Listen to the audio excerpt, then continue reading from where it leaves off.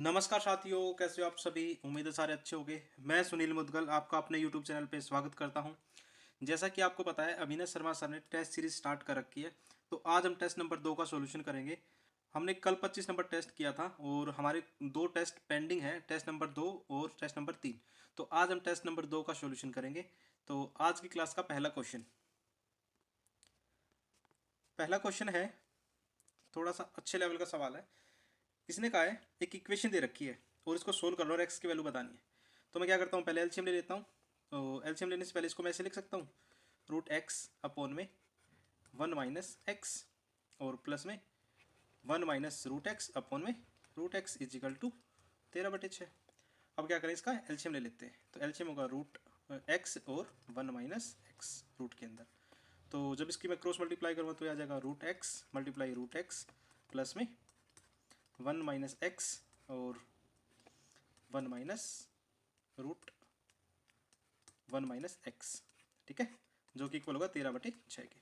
जब मैं इसको सोल्व करूँ तो रिजल्ट मिलेगा मुझे एक्स प्लस में 1 - एक्स अपॉन में रूट एक्स और ब्रैकेट में होगा 1 - एक्स, जो कि इक्वल होगा 13/6 से। देखो माइनस का प्लस से कट जाएगा तो रिजल्ट क्या मिलेगा, 1/रूट एक्स और ब्रैकेट के अंदर 1 - एक्स। ठीक है, अब क्या करते हैं, स्क्वेयर कर लेते हैं बोथ साइड में, स्क्वेयर बोथ साइड। तो रिजल्ट मिलेगा 1/एक्स और 1 - एक्स इज इक्वल टू 13/6। ठीक है, तो 13/6। अब क्या करो, इसकी रिवर्स कर दो, इसको इसको कर देते हैं रिवर्स। तो रिवर्स करने के बाद रिजल्ट जो मिलेगा वो होगा X 1 - X is equal to 6/13। आपके पास देखो दो ऑप्शन है, या तो इसको क्वाड्रेटिक इक्वेशन बना के सोल्व कर लो या फिर ऑप्शन पुट कर लो। यहाँ से ऑप्शन पुट करोगे तो ज़्यादा बेस्ट रहेगा। ऑप्शन पुट करने के बाद जो रिजल्ट मिलेगा वो हमारा मिलेगा 9/13। ऑप्शन पुट करना ही बेस्ट रहेगा, वरना इससे आगे कैलकुलेशन करते रहोगे तो क्वाड्रेटिक इक्वेशन बहुत लंबी बनेगी। ठीक है, उम्मीद आप समझ पाए होगे। क्वेश्चन नंबर 2, किसने कहा है what should be subtract from इस इक्वेशन। जो भी इक्वेशन दे रखी है इसमें क्या सब्ट्रैक्ट करें कि एक्स 3x - 1। तो कह सकते हैं 3x - 1 इज इक्वल टू 0। तो x की वैल्यू कितनी मिलेगी यहाँ से 1/3। अब ये इक्वेशन इसमें पुट कर देते हैं। तो 27 1/3 की पावर 3 माइनस 9 1/3 की पावर 2 माइनस में 6 1/3 और माइनस के 5। देखो तो ये हो जाएगा 27 मल्टीप्लाई 1/27 माइनस 9 × 1/9 माइनस में 6 × 1/3 और माइनस का 5। देखो 27 से 27 कटेगा एक बार, 9 से 9 कटेगा एक बार, तो 3 से 6 कटेगा दो बार। तो रिजल्ट मिलेगा 1 - 1 -2 -5। प्लस से माइनस का कटेगा तो रिजल्ट मिलेगा -7। तो ऑप्शन नंबर बी करेक्ट हो जाएगा। यदि ये वीडियो पसंद आए तो वीडियो को लाइक और चैनल को सब्सक्राइब जरूर करें। और सारी पीडीएफ है जो सुनील मैथ्स वाला टेलीग्राम चैनल पे मिल जाएंगी। अब इसने कहा एक अधूरे खंभे के आधार से 150 मीटर की दूरी पर स्थित बिंदु का शीर्ष कोण 30 डिग्री का है। तो मैं क्या देता हूँ जी, जो एंगल है ये 30 डिग्री का बनाया है और जो ये डिस्टेंस है ये 150 मीटर का है। ठीक है, अब ये कह रहा है यदि उसी बिंदु से उन्नयन कोण 45 डिग्री का हो तो खंभे की ऊंचाई कितनी उठाना होगा। इसका मतलब खंभा ऊपर उठा दिया इसने, खंभा ऊपर उठा दिया तो कुछ ऐसे होगा। तो एंगल ये हो जाएगा। ठीक है, और ये पूरा एंगल कितने डिग्री का हो जाएगा 45 डिग्री का। ठीक है, तो √3 के 30 में क्या होता है, ये √3 होता है, ये 1 होता है। तो मैं कह सकता हूँ जी √3 की वैल्यू 150 है। तो 1 यूनिट की वैल्यू कितनी हो जाएगी 150/√3। और इसका रेशनलाइज करेंगे तो रिजल्ट मिलेगा 150 √3/3। 3 से कितनी बार कटेगा 50 बार। तो रिजल्ट मिलेगा 50/3। ये 1 यूनिट की वैल्यू आएगी, मतलब कि हाइट कितनी आ जाएगी हमारी 50√3। अब देखो 45 के केस में क्या होता है जी, 45 के केस में दोनों बराबर होते हैं। तो नीचे का 150 तो ऊपर का भी 150 रहा होगा। ये पूरी लेंथ कितनी होगी 150। तो मुझे ये निकालनी है, तो ये निकालनी है तो क्या करें, 150 में से माइनस कर देंगे 50/3। तो यहाँ से 50 कॉमन आ जाएगा, और 50 कॉमन आ गया तो अंदर बचेगा जी 3 - √3।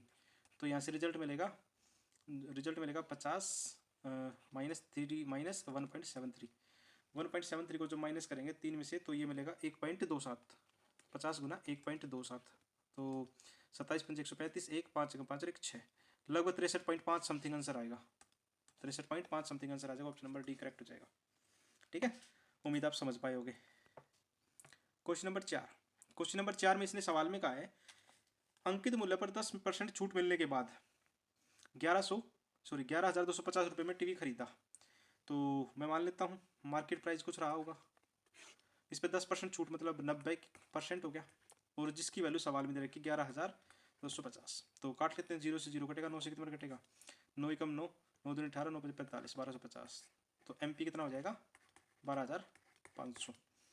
और 150 रुपये परिवहन पर खर्च करिए, तो 150 रुपये परिवहन पर खर्च किए, 800 रुपये अलग खर्च किए इसने, तो 0 5 और 8 और 5 13 एक 14 और 2 एक 3, तो 13,450 रुपये में क्या किया इसने, वो चीज़ें खरीद ली। तो उसे किस कीमत पर बेचना चाहिए कि 15% का लाभ हो, तो कह सकता हूँ 13,450 गुना 115 बटे में 100, तो 0 से 0 कटेगी। जब 1345 गुना 115 करेंगे तो यह आ जाएगा 15,467.5। ऑप्शन देख लेते हैं या नहीं, ऑप्शन में है ऑप्शन नंबर डी, तो ऑप्शन नंबर डी करेक्ट हो जाएगा यहाँ से। क्वेश्चन नंबर 7 की तरफ पहुँच गए हैं, सॉरी ये हमने कौन सा क्वेश्चन कर लिया, 4 क्वेश्चन कर लिए। क्वेश्चन नंबर 5 में कहा है कि अरुण 4 साल की अवधि के लिए साधारण ब्याज पर एक निश्चित राशि लेता है, तो राशि में मान लेता हूँ P ली होगी उसने, और 6 वर्ष की अवधि के लिए, और रेट हमें बताना है, ठीक है। अब ये कह रहा है कि 50% अधिक ब्याज पर, तो उसने यदि अर्जित कुल ब्याज पहले के ब्याज पर, तो प्रिंसिपल जो भी लिया होगा 6 साल के लिए हिसाब से रेट अपॉन 100 और मल्टीप्लाई, सॉरी पहले 4 था और बाद में 6 है, तो 50% अधिक, तो 150 बटा 100। देखो R से R कट जाएगा, P से P कटेगा, तो इसमें कुछ बचेगा ही नहीं, क्यों, ना तो P निकाल सकते ना तो रेट निकाल सकते, क्योंकि दोनों जगह बराबर होगी। तो जो इसका डाटा है इनसफिशियंट है, तो हम इसका आंसर निकाल नहीं सकते। ऑप्शन नंबर डी हो जाएगा यहाँ से, ठीक है। क्वेश्चन नंबर 6 में इसने कहा है एक्स अक्ष के समानांतर और एक्स अक्ष के नीचे, तो मैं बना लेता हूँ डाटा, ये एक्स अक्ष रहा है, ये एक्स एक्स नेगेटिव, ये वाई और ये वाई नेगेटिव। अब इसने कहा एक्स अक्ष के समानांतर और नीचे, नीचे का मतलब नीचे की साइड में होगा। अब नीचे की साइड में क्या वाई है और वाई कैसा नेगेटिव, तो वाई कितना आ जाएगा -3, तो ऑप्शन नंबर डी ठीक हो जाएगा यहाँ से, ठीक है। चलो चलते हैं आगे। क्वेश्चन नंबर 7 में इसने कहा है कि sine square x plus cos square x -1, तो इस x की वैल्यू कितनी पॉसिबल है जी, x की वैल्यू कुछ भी रख लो जो कि इक्वल आ जाएगी 1 के, क्योंकि जैसे ही x बढ़ेगा तो सॉरी साइन स्क्वायर बढ़ेगा तो कोस स्क्वायर घट जाएगा, दोनों का जोड़ 1 इक्वल आ जाएगा, तो इनफाइनाइट वैल्यू आ सकती है। ऑप्शन नंबर सी ठीक हो जाएगा, इनफाइनाइट वैल्यू रख सकते हैं जिसकी वजह से एक आंसर आता रहेगा, ठीक है।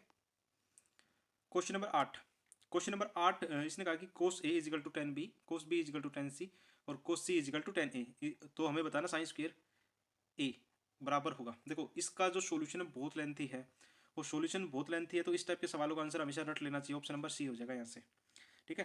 पेपर में यदि आया तो सेम आंसर लगा देना, क्योंकि जब निकालने बैठे तो 4 से 5 मिनट लग जाएंगे, तो कोई फायदा नहीं है सॉल्यूशन करने का।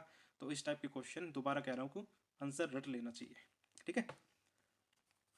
क्वेश्चन नंबर 9 में कहा the angle of elevation of the top of a tower 30 metre high, the foot of another tower the same plane is 60 degree, मतलब कि 2 टावर हैं, ठीक है, और बेस दोनों का सेम है, तो इसका जो फुट है और दूसरे का जो फुट है उनका एंगल दे रखा है। तो यदि मैं ये एंगल की बात करूँ तो 30 डिग्री और दूसरे एंगल की बात करूँ तो 60 डिग्री, और इसकी वैल्यू दे रखी है 30 मीटर, ठीक है। और इसने कहा है कि दोनों टावरों के बीच m है, यदि ये m है तो ये इसका x गुना मान लेते हैं, x की वैल्यू निकाल देंगे, ठीक है, सॉरी m की वैल्यू निकाल देंगे, तो इसकी हाइट निकाल देते पहले, x मैंने मान लिया है। अब देखो 60 के केस में क्या होता है, ये √3 होता है और बेस कितना होता है 1, तो इसका मतलब कह सकता हूँ जी √3 की वैल्यू सवाल में 30 दे रखी है, तो एक की वैल्यू कितना हो जाएगा 30 अपॉन √3, और रेशनलाइज करेंगे तो √3 अपॉन √3, तो 30 √3 अपॉन 3, 3 से कितनी बार डिवाइड होगा 10 बार, तो रिजल्ट मिलेगा 10√3, तो इसका मतलब m की वैल्यू कितनी आ गई 10√3।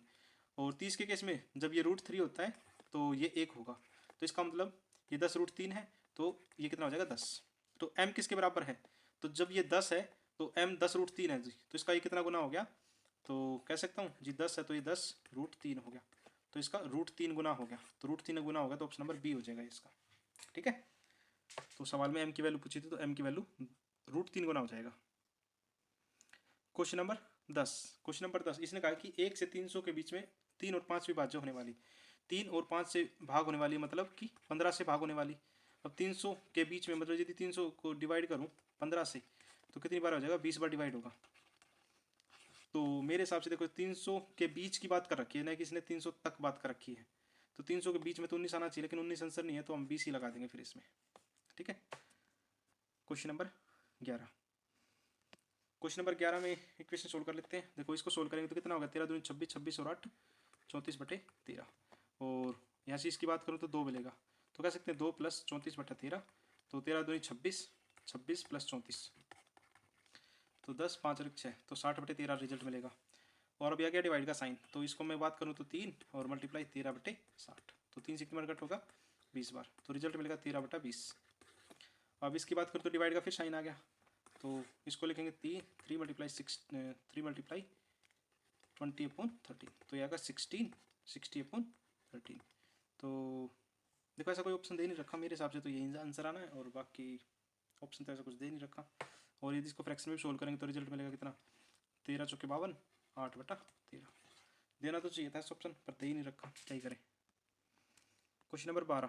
क्वेश्चन नंबर 12 में इसने क्या कहा है, यदि ए एक समकोण त्रिभुज का क्षेत्रफल है और बी समकोण वाली भुजाओं में से एक है, ठीक है, तो मैं एक ट्रायंगल बना लेता हूँ।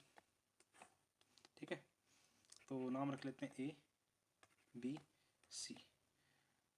वो कर्ण पर ऊंचाई की लंबाई क्या होगी, कर्ण पर ऊंचाई मतलब इसकी वैल्यू डी बना देते हैं, तो इसकी ऊंचाई क्या होगी, तो इसको मैं बी मान लेता हूँ और इसको मैं ए मान लेता हूँ।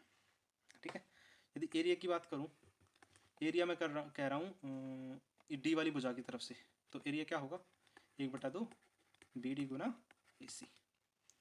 और यदि मैं ए सी की बात करूँ तो जो एरिया है वो कितना है, ए के बराबर है, सवाल में ए दे रखा कैपिटल ए, तो 2a/AC, जो कि इक्वल हो जाएगा बी डी के। एक इक्वेशन ये आगे जाके सोल्व करेंगे इसको। ठीक है, और यदि मैं ए सी की बात करूँ तो ए सी को ये भी लिख सकता हूँ ए बी का स्क्वेयर प्लस बी सी का स्क्वेयर। ठीक है, तो अब मैं यदि एरिया दूसरी साइड से बात करूँ तो एरिया जो ए इक्वल होगा किसके, 1/2 B C multiply A B, और इसकी कितना हो जाएगा, 1/2 बी सी की वैल्यू बी है और ए बी की हम यहाँ से निकाल लेंगे, जो कि इक्वल होगा ए के। ठीक है, अब क्या करते हैं, इस ए बी की वैल्यू रख देते हैं, तो यहाँ से रिजल्ट मिलेगा ए बी, जो कि इक्वल होगा 2a/b। अब इस वैल्यू को रखेंगे, जो हमारी एक इक्वेशन निकली थी, जो ए सी स्क्वेयर था वो निकला था A B square plus B C square, तो ए बी की वैल्यू यहाँ पुट कर देते हैं, तो ए बी की वैल्यू कितनी है, 2a/b का स्क्वेयर प्लस बी स्क्वेयर, तो यहाँ से रिजल्ट मिलेगा 4a² प्लस बी की पावर 4 अपॉन में कितना मिलेगा, बी स्क्वेयर। ये ए सी की वैल्यू आएगी। अब ए सी की वैल्यू यहाँ पुट कर देते हैं इसको, तो 2a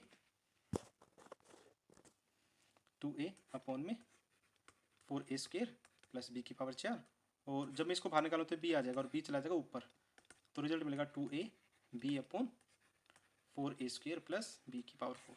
देखो ये भी क्वेश्चन बड़ा था, और चाहे तो इसका भी आंसर रट सकते हो आप, जो इसका आंसर होगा वो हो जाएगा ऑप्शन नंबर ए, एक करेक्ट आंसर हो जाएगा यहाँ से। ठीक है, और कोई सेटिस्फाई नहीं कर रहा, तो इसका भी आंसर आप रट सकते हो, कोई ज़्यादा ज़रूरी नहीं है कि आप इतने लेंथी सवालों को पेपर में आएंगे, मेरे हिसाब से तो आएंगे नहीं, और बाकी आप समझदार हो। क्वेश्चन नंबर 13 का सॉल्यूशन। 13 में क्या कहा इसने, देखो अब मुझे एलिमिनेट करना है ना, तो क्या करें, इसको 2 से मल्टीप्लाई कर देते हैं पूरी इक्वेशन को। मैं डायरेक्ट लिख रहा हूँ, यहाँ 2 से मल्टीप्लाई करेंगे तो रिजल्ट मिलेगा 6x + y प्लस में 4x - y = 4। अब जब मैं दोनों को एक साथ में रखूँगा तो ये इक्वेशन इससे कट जाएगी, तो रिजल्ट मिलेगा 6x + y प्लस में 9x + y = 4 + 1। तो यहाँ से रिजल्ट मिलेगा मुझे 9 और 6 15, x + y = 5, 5 से कटेगा 3 बार, तो x + y की वैल्यू कितनी आ जाएगी, 3। तो इसी तरह जब 3 को उसमें पुट करेंगे तो x - y की जो वैल्यू आएगी क्या आ जाएगी, 2। तो इसने कहा कि x और y की अलग अलग वैल्यू बतानी है, तो एक बार जोड़ देते हैं, एक बार घटा देते हैं, तो जोड़ेंगे तो 2x = 5, तो x की वैल्यू कितनी आ जाएगी 5/2, और y की वैल्यू कितनी आ जाएगी 1/2। तो x/y कितना आ जाएगा 5/2, और बटे में 1/2, तो 2 से 2 कटेगा, तो 5 आंसर आ जाएगा ऑप्शन नंबर बी। देखो कुछ कैलकुलेटिव सवाल दे रखे हैं, तो कैलकुलेटिव करने का क्या है, आपका दिमाग खुल जाएगा, आपको सवाल आता है नहीं आता वो पता चल जाएगा, और बाकी 15 मिनट में ये पूरे 25 क्वेश्चन होंगे नहीं नॉर्मल बच्चे से। क्वेश्चन नंबर 14 में कहा कि 100 मानों का माध्य 45 है, ठीक है। पहली 40 मानों में 15 जोड़ दिया जाए तो 40 में 15 जोड़ेंगे, मतलब माध्य में एवरेज में 15 जोड़ दो, कितना हो गया 60 हो गया, जिसको कहेंगे 200 2400। और 60 मानों में बाकी के 60 बच गए, 5 घटा दिया जाए तो 45 में से 5 गया 40 बचेगा, तो ये भी 2400 आ गया। टोटल सम कितना आ गया 4800। और एवरेज बताना तो 4800 टोटल आ गया, और टोटल सम थे 100 से डिवाइड करेंगे तो रिजल्ट कितना मिलेगा 48, ठीक है। तो ऑप्शन नंबर बी ठीक हो जाएगा यहाँ से। क्वेश्चन नंबर 15, क्वेश्चन नंबर 15 इसने कहा कि x प्लस, और ये संख्या दे रही है कि इसमें क्या वर्ग जोड़ा जाए, क्या जोड़ा जाए कि एक वर्ग संख्या हो जाए। देखो एक पहले सिंपल सा क्वेश्चन ले लेते हैं। मैं मान लेता हूँ यहाँ 1 प्लस 3 गुना 5 रहा होगा, 3 गुना 5 की जगह आप 2 गुना 4 रख लेते हैं, ठीक है। अब देखो देखो इन दोनों संख्याओं में कितने का गैप है 2 का, तो मैंने भी यहाँ कितने का गैप ले लिया 2 का। तो कह सकते हैं जी 4 दूनी 8 और 1 9, तो रिजल्ट मिलेगा 9, और 9 से कितना बाहर आ गया 3। तो इसी तरह कोई भी संख्या ले लो, जैसे मैं 1 का हूँ, 12 का हूँ, 14 का हूँ, 14 12 168 और 168 और 169, मतलब कि कितना आएगा 13। तो इसी तरह देखो इतना बड़ा सवाल ना करके हम देखो इसके बीच में जो संख्या होगी पहले तो ये उसी का वर्ग निकलेगा, तो वर्ग कितना निकलेगा 7 9 5 5 का निकलेगा, क्योंकि देखो 2 और 4 के बीच में संख्या कितनी 3, तो 3 आ गया आंसर। 14 और 12 के बीच में कितनी संख्या 13, तो 13 आ गया। तो इसी तरह इन दोनों के बीच में जो संख्या होगी, पहली बात तो संख्या तो वो आएगी 7 9 5 5। अब इसने कहा कि क्या जोड़ा जाए, इसका मतलब उसने कुछ जोड़ा होगा, या तो 54 में एक जोड़ दो, सीधी बात है एक जोड़ दो, या फिर 56 में से एक घटा दो। तो ऐसे भी सवाल आ सकता है कि क्या घटाया जाए तब भी एक घटेगा, और क्या जोड़ा जाए तब भी एक जोड़ेगा, तो आंसर कितना आ जाएगा 1 आ जाएगा। और यदि संख्या पूछता तो 7 9 5 5 होती। तो उम्मीद आप समझ पाए होगी इस एग्जाम्पल से। क्वेश्चन नंबर 16, क्वेश्चन नंबर 16 में गए tan theta is equal to 1, तो इसका मतलब 1 का मतलब यहाँ टेंजेंट 45 रहा होगा, तो 10 से 10 कटेगा, तो थीटा की वैल्यू यहाँ कितनी लगाई होगी 45 डिग्री। चलो लगा देते हैं 8, और साइन 45 की वैल्यू 1/√2 प्लस 5। अब देखो साइन 5 दे रखा है यहाँ, तो मेरे हिसाब से यहाँ कुछ और देना चाहिए था, बाकी साइन 5 दे रखा तो मैं इसको डायरेक्ट भी कर सकता हूँ, 8 और 5 13 गुना 1/√2, ठीक है। नीचे क्या है साइन की क्यूब, तो 1/√2 की पावर 3 माइनस 2 कोस, कोस का भी 45 1/√2 होता है, और उसकी पावर 3 प्लस में 7 1/√2। तो ऊपर तो सीधी सी बात है 13/√2 होगा, और नीचे कितना होगा अब देखो 1/2√2, और माइनस में 2/2√2, और प्लस में 7/√2। तो नीचे पहले नीचे वाले का ही सोल्व कर लेता हूँ, इसका जो एलसीएम होगा वो आ जाएगा 2√2, तो 1 - 2, और प्लस में √2 से √2 कटेगा 7 दूनी 14, तो 14 एक 15, 15 में से 13/2√2 होगा, ठीक है। अब इसको नीचे सोल्व करें तो जो रिजल्ट मिलेगा वो मिलेगा 13/√2 गुना में 13, और ये चला जाएगा 2√2, तो √2 से 2 रूट कटेगा, और 13 से 13 कटेगा, तो रिजल्ट मिलेगा 2। तो ऑप्शन नंबर ये हो जाएगा यहाँ से आंसर, ठीक है। उम्मीद आप समझ पाए होगे। क्वेश्चन नंबर 17, क्वेश्चन नंबर 17 में कहा यदि 3 से 4/5 में से 6 से 3/5 घटा दिया जाए तो अंतर को 355 से गुना कर दिया जाए तो अंतिम संख्या क्या होगी, फाइनल नंबर। तो पहले तो मैं इनका अंतर निकाल लेता हूँ। तो इंग्लिश में देखो अलग दे रखा है, हिंदी में अलग दे रखा है, तो इंग्लिश के हिसाब से चलते हैं। तो 6 पंजे 30, 30 और 3 33, 33/5 में से घटा देते हैं, 3 पंजे 15 4 19/5, तो रिजल्ट मिलेगा 14/5। कहा कि इससे गुना कर, अंतर को 355 से गुना कर दें, तो यदि इसको साथ में 355 गुना करूँ तो 5 से काटेंगे, 5 से 35, 5 से कम 5, तो 14 गुना 71, तो रिजल्ट मिलेगा 9 9 4। तो ऑप्शन नंबर डी ठीक हो जाएगा यहाँ से। आसान क्वेश्चन था। क्वेश्चन नंबर 18, क्वेश्चन नंबर 18 में कहा कि 35 शिक्षकों, क्वेश्चन नंबर 18 में कहा कि 65 छात्र और 4 शिक्षकों की एक कक्षा में प्रत्येक छात्र को कुल छात्रों की संख्या का 20% मिठाई मिलती है। कुल छात्रों का, तो 65 का 20%, तो 20 से कम 20, 20 पंजे 100, 5 से मर गया 13 बार, तो कितनी मिठाइयाँ मिलेगी 13, ठीक है। अब इसने कहा कि प्रत्येक शिक्षक को, तो शिक्षक तो 4 हैं, कुल छात्रों का 40%, तो कुल छात्र 65 है उसका 40%, तो 0 से 0 कटेगा, 2 दूनी 4, 2 पंजे 10, और 5 से कितना कटेगा 13 बार, 13 चौके 52, 52 दूनी 104, ठीक है।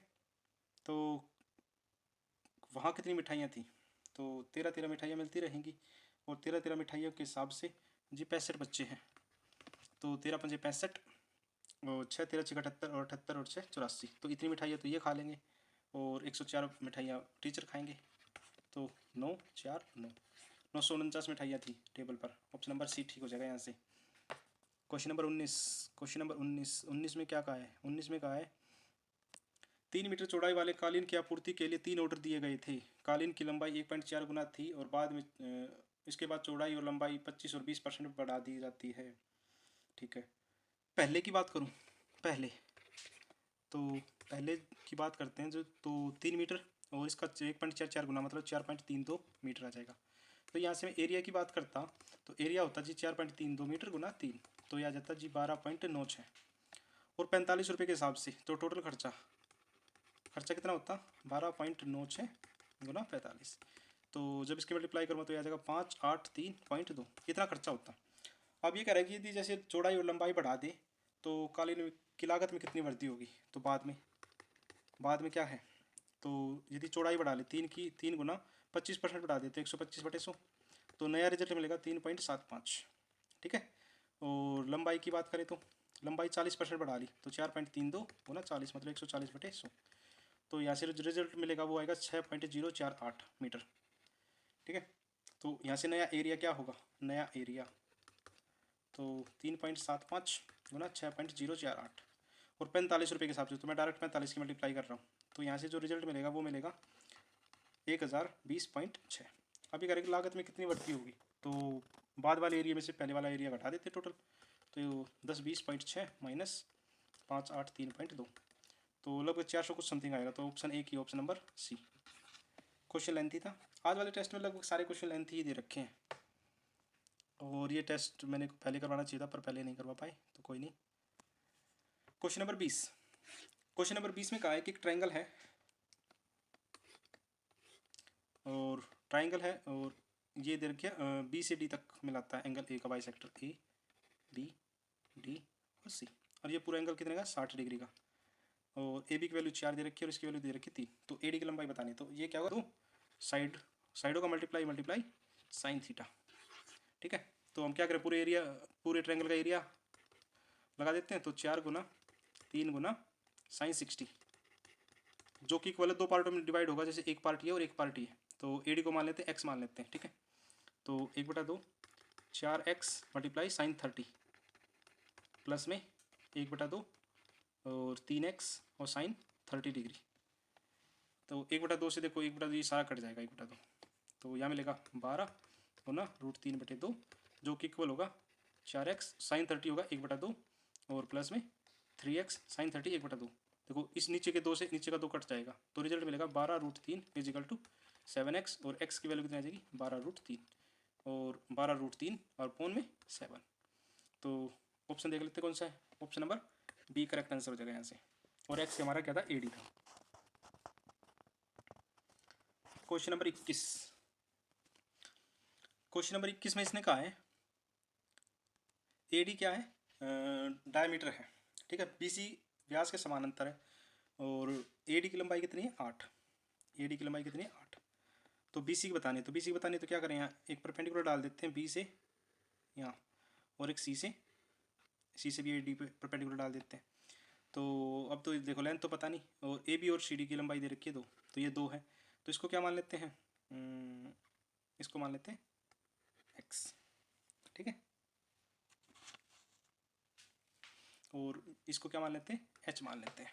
तो एक्स की वैल्यू जो भी आएगी उसमें से क्या करेंगे, वही एक्स की वैल्यू जो आएगी 8 में से घटा देंगे, तो आंसर आ जाएगा।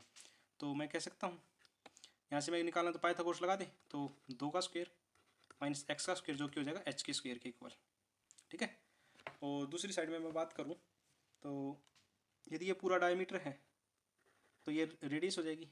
यदि मैं बी से एक रेडियस निकालना चाहूँ तो ये क्या हो जाएगी? इसको मैं मान लेता हूँ, ये तो 4 हो जाएगी, क्योंकि जो आधी रेडियस 4 है तो पीछे का एरिया 4 होगा, तो रेडियस कितनी हो जाएगी? 4, तो ये 4 होगी।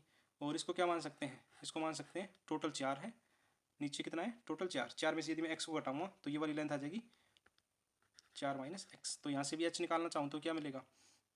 4 चौक 16 माइनस 4 माइनस एक्स का स्क्वायर, तो दोनों एच के इक्वल आ गई, तो इसको लिखेंगे 4 माइनस एक्स स्क्वायर, जो कि इक्वल होगा 16 माइनस 16 माइनस में एक्स स्क्वायर प्लस में 4 दूनी 8x। मैंने क्या किया, ब्रैकेट्स ओपन किया और ओपन करते ही साइन चेंज हो जाएंगे क्योंकि बाहर माइनस का है, तो माइनस एक्स स्क्वायर से माइनस एक्स स्क्वायर कटेगा और प्लस 16 से माइनस का 16 कटेगा तो रिजल्ट मिलेगा 4 इजिकल टू 8x।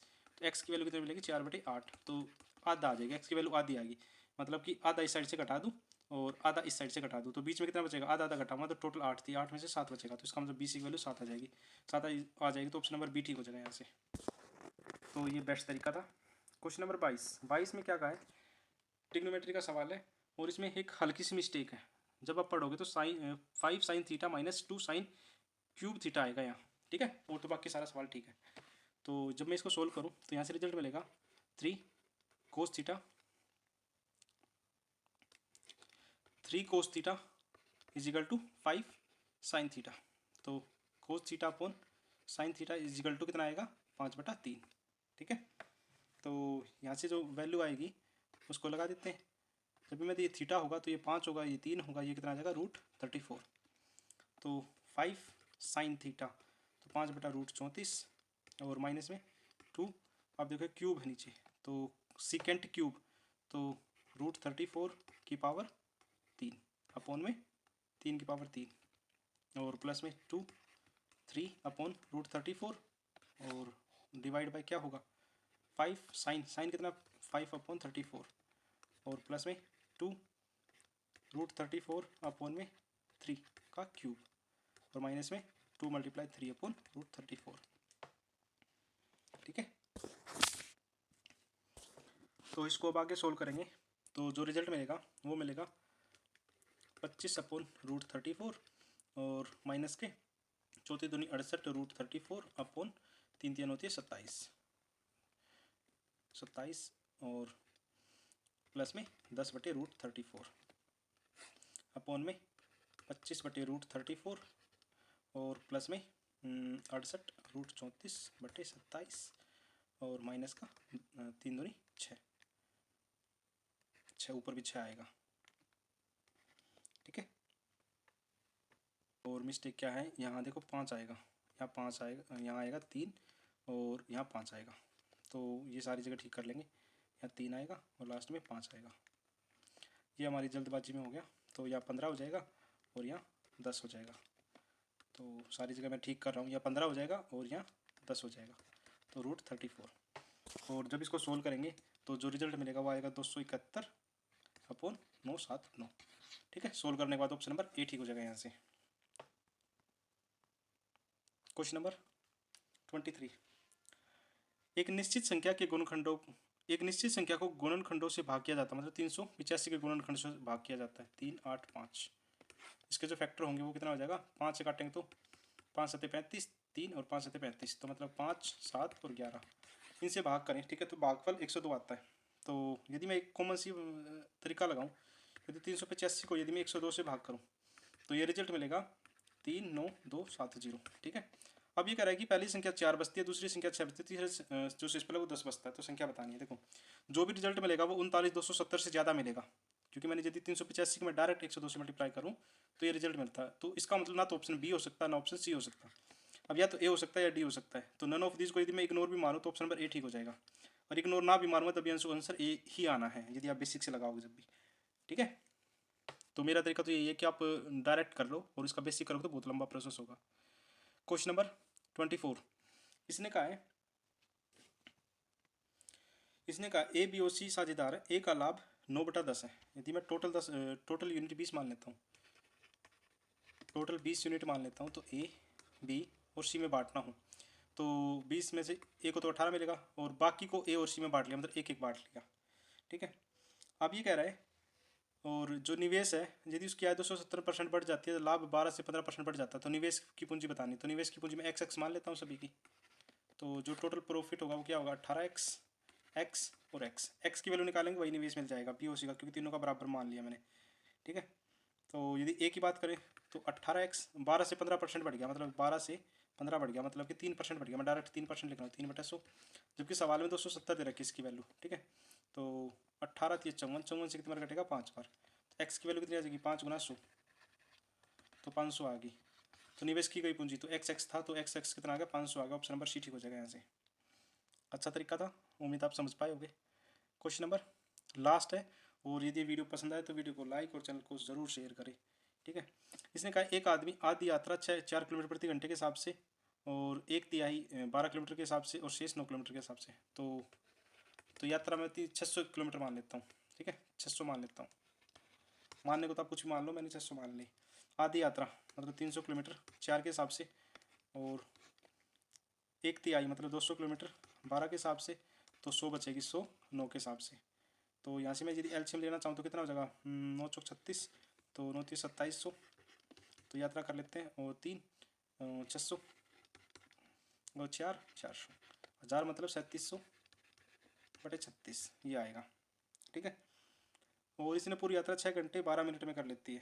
तो 6 घंटे 12 मिनट में मतलब कि इसको यदि मैं 6 घंटे 12 मिनट को सोल्व करूँ तो 6 12/60, तो 12 का 12 12 5 60, 31/5। तो मेरे हिसाब से 31/5 में कर लेते हैं, 31/5। तो 1 यूनिट की वैल्यू 31/5 गुना 36/3700, ठीक है। और मैं काट लेता हूँ इसको, किससे काट, 4 से काट ले, 4 से काटेंगे तो 4 नीम 36, और 4 से कटेंगे 4 नीम 36, 1 4 दूनी 8 4 पंजे 20 62, तो 30 31 के बाद समथिंग आंसर कितना आएगा, 0.06 आएगा, ठीक है। तो 1 यूनिट की वैल्यू आ जाएगी, लेकिन हमारा जो टोटल यूनिट थी वो 600 में मानी थी, तो 600 गुना 6 के नीचे 2 जीरो, तो 2 जीरो से 2 जीरो कटेगा, अप्रोक्स में 36 किलोमीटर आंसर आ जाएगा, ठीक है। तो ऑप्शन नंबर ए ठीक हो जाएगा।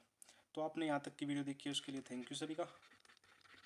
और कई बार आपको वॉइस कम लगती हो तो आप हेडफोन या फिर लीड वगैरह लगा के आप वीडियो देख सकते हो। और सारी जो वीडियो हैं वो यूट्यूब चैनल सुनील मैथ्स वाला पे मिलेंगी, और सारी जो पीडीएफ है वो सुनील मैथ्स वाला टेलीग्राम पे। तो जल्दी से जाओ, दोनों को ज्वाइन कर लो, जिससे कि आपके पास अपडेट सबसे पहले आता रहे। Thank you.